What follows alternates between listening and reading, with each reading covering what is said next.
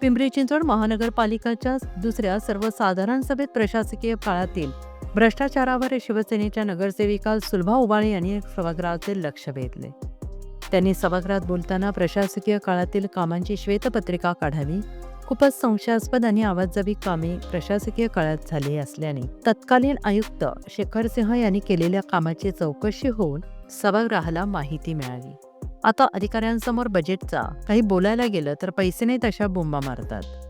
तत्कालीन आयुक्तांना एकतरी जनरल बॉडी फेस करण्यासाठी पाहुणे आयुक्त म्हणून बोलवता आलं तर बघा, अशी अनोखी मागणी यावेळेस सभागृहात शिवसेनेच्या नगरसेविका सुलभा उबाळे यांच्याकडून करण्यात आली. माझी अशी मागणी आहे की प्रशासकीय काळात त्या कामाची श्वेतपत्रिका काढावी, कारण खूपच संशयास्पद कामं आहेत, आवाजवी कामं आहेत.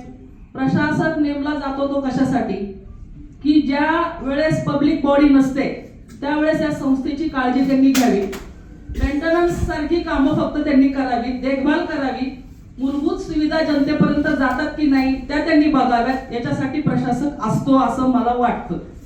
परंतु आपल्याकडे जे सन्माननीय प्रशासक होते तत्कालीन आयुक्त शेखर सिंग साहेब आणि त्यांची सर्व टीम, त्यांनी काय काय कारभार केलाय ह्याची पूर्ण खुलासेवार आम्हाला सगळ्यांना प्रत मिळावी आणि ती जनतेपुढे पण जावी.